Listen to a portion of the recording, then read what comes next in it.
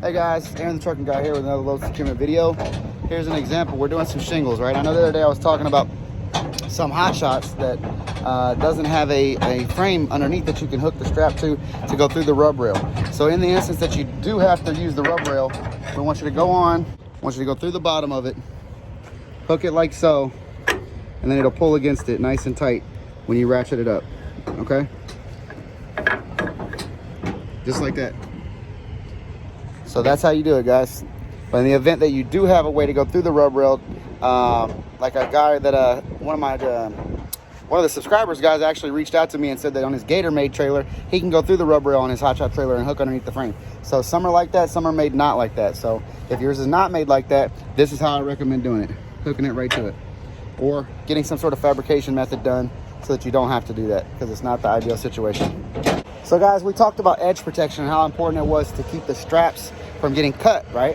Well, in a certain situation, the edge protector is not necessarily to keep the strap from getting cut, but to keep the merchandise from getting damaged, okay? So if you look here, this edge protector is a nice big wide one that's holding onto that shingle, and it keeps it from digging in, and it has a round type of edge, right? We have some other ones here that are blue that are even bigger. Okay, they make a really good one for these that are like 4 foot wide that you should have. So if you're gonna do shingles a lot, which is just a random load to get us back home, but if you were gonna do shingles a lot, that's what you want, guys. So you want a big one that's not gonna damage the product, but keep it nice and snug. Because these shingles, if you were to just throw the strap over them by themselves, it would actually damage the shingle, and each one of these bundles can be 25, 35, 40, if they're custom shingles, more a piece, and you might ruin that one bundle. I know that because I used to have a roofing company, and that's what we dealt with sometimes, is the top bundle might be ruined or damaged from the strap, compressing it or damaging those shingles, and they won't be able to put them on the roof. They're not unusable at that point. They would have to go back, and it's not good. So here's an example of one that kind of, guys, that we need to go by the truck stop and grab another one or order some other ones, because you can see it's kind of digging in. It's too small, and you don't want it to damage the product. You see, it could potentially damage a shingle right there, and we don't want that. So we're just going to ride these over to the truck stop and get some wider ones, you know, that are more like these red ones here, okay, that don't dig into the product, and they're bent out, and they're just a wider commodity, not so deep. These are 4 inches. These are a little bit, you know, more narrow. But that's what we're going to do, change that. We have, most of the ones we had were the right ones, okay? So we only had a few that we had these little tiny ones on, you know, and like this, it's not going to damage here, but on this side, and this one's good, but there's little cases that it could potentially damage a shingle. Like this one, the shingle bundle is the way it's sitting, it's kind of landing on a shingle. So, but they make a nice set of 4 foot wide or pallet size wide edge protectors that would go over that whole edge.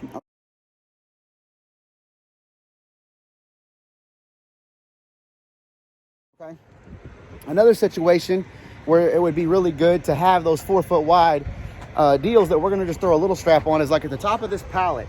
You can see these bundles of shingles are running long ways, right? So this is catching the whole bundle and securing it. Well, right here we have one running this way, so there's nothing securing that. And if you were to get into a situation or an accident, it could potentially slide off. That doesn't really happen, guys, but you only have, like, I think there's 3 on here. There's another one here, same type of situation. So having those longer 4 foot wide, I apologize, having those longer 4 foot wide edge protectors would hold that in place and lock it down with the one strap in the center. So we went with 2 straps in the front, okay, of the pallet, then 1 strap on each individual pallet there, okay, and then 2 straps on the back pallet, as you can see here. So we got 2 in the front, 2 in the back. We've got the right edge protectors that won't damage the commodity here, okay, and in the center we have them, but we're gonna go swap out a couple of them. So there's 2 straps in the back, 2 straps in the front. You do a lot of commodities like that, okay. But basically, guys, we're gonna change out those edge protectors, okay, change out the edge protectors. So we got another good one here, and then we have one in a situation like this where it could potentially kind of dive in.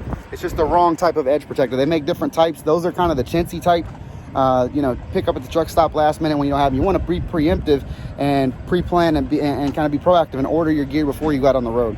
This is just something I was out training and we went by. I really like these blue ones. Now this is the style that you want, okay, only you want them to be the full length of the pallet, all right, or at least, you know, I think they come 3 foot, 2 foot, 3 foot, 4 foot, But that would be really nice, because then we could put that on there, guys, that whole length, and lock this one here that could potentially slide out, lock it down. You know what I mean? So that's the load securement deal. Check little stuff like this. Throw these little rocks out. You can't always be perfect, guys. But you can get a failure to secure load properly if you have debris on the trailer. You know, like this here. Just throw this stuff off the trailer, because it'll, you know, break somebody's window, guys. So that's the Trucking Guy signing off. Catch you on the next one.